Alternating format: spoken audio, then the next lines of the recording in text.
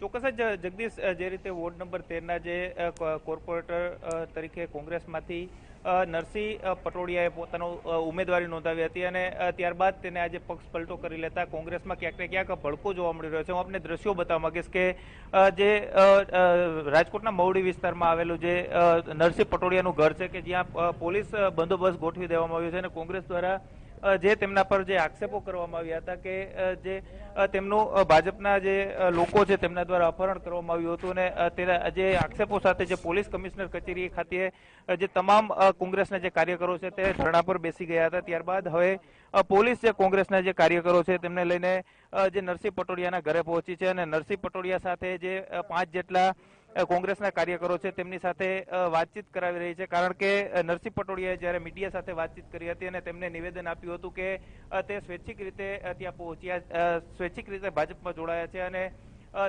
ત્યારબાદ કોંગ્રેસે આખું જે તેનું અપહરણ થયો હોવાના આક્ષેપો લગાડ્યા હતા. પરંતુ ક્યાંક ને ક્યાંક હવે જે કોંગ્રેસના જે કાર્યકારી પ્રમુખ મહેશ રાજપૂત સાથે સાથે જે અન્ય કોર્પોરેટર છે તે નરસિંહ પટોડિયાને મળવા માટે પહોંચ્યા છે.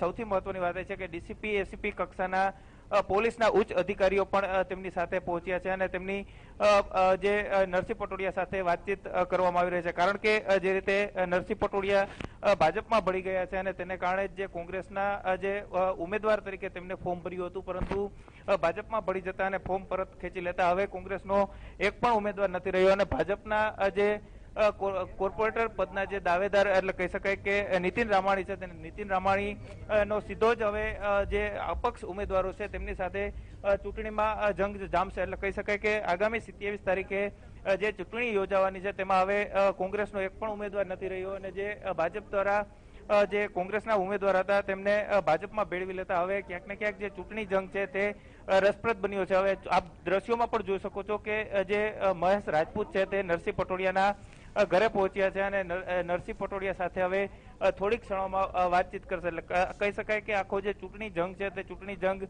ક્યાંક ને ક્યાંક હવે રાજકોટ માટે અને જે પ્રતિષ્ઠાનો જંગ બન્યો છે. કારણ કે કોંગ્રેસના જે ઉમેદવાર જે નરસિંહ પટોડિયા હતા તે ભાજપમાં ભળી ગયા છે અને તેને કારણે ક્યાંક ને ક્યાંક પ્રદેશે તેમના પર જે વિશ્વાસ મૂક્યો હતો તે વિશ્વાસ ક્યાંક ને ક્યાંક તૂટ્યો છે અને જે ભાજપમાં ભળી જતા હવે કોંગ્રેસના જે ઉમેદવાર હતા જે નરસિંહ પટોડિયા તે જે કોંગ્રેસમાંથી એક પણ ઉમેદવાર હવે વોર્ડ નંબર 13ની ચૂંટણી માટે નથી રહ્યા. એટલે હવે ક્યાંક ને ક્યાંક કોંગ્રેસને મોટો ઝટકો પડ્યો છે. તેને કારણે જ હવે જે કોંગ્રેસના જે કાર્યકારી પ્રમુખ મહેશ રાજપૂત છે તે અને તેની સાથેના જે કાર્યકરો છે તે તમામ લોકો નરસિંહ પટોડિયાના ઘરે પહોંચ્યા છે. નરસિંહ પટોડિયા સાથે વાતચીત કરશે કે કોઈ પ્રેશર કરવામાં આવ્યું છે કે અપહરણ કરવામાં આવ્યું છે. તમામ મુદ્દાઓને લઈને હવે કોંગ્રેસ જે ઉમેદવાર નરસિંહ પટોડિયા હતા તેમની સાથે હવે વાતચીત કરશે અને કયા કારણથી જે આખી જે ઘટનાક્રમ સર્જાયો તે અંગે પણ ચર્ચા કરશે. હું આપને દ્રશ્યો બતાવવા માંગીશ કે જે આપ દ્રશ્યોમાં જોઈ શકો છો અને જે મહેશ રાજપૂત છે તે પણ ત્યાંથી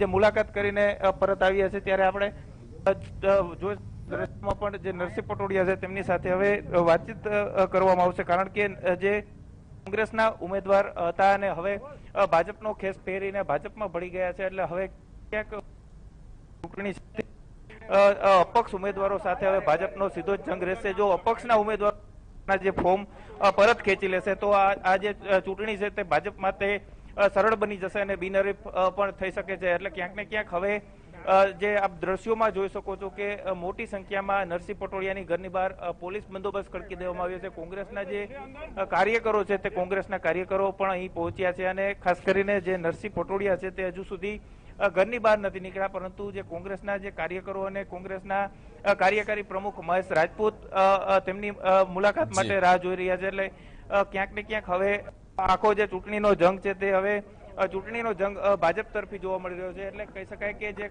કોંગ્રેસના ઉમેદવાર ભાજપમાં ભળી ગયા છે અને તેને કારણે જ હવે આ જે ચૂંટણીના જંગમાં હવે સીધું જ ભાજપને ફાયદો થાય તેવું જોવા મળી રહ્યું છે. એટલે હવે કોંગ્રેસ આક્રમક મૂડમાં હતી, પરંતુ હવે તેમના જે ઉમેદવારનું ફોર્મ પરત ખેંચી લેવામાં આવ્યું છે.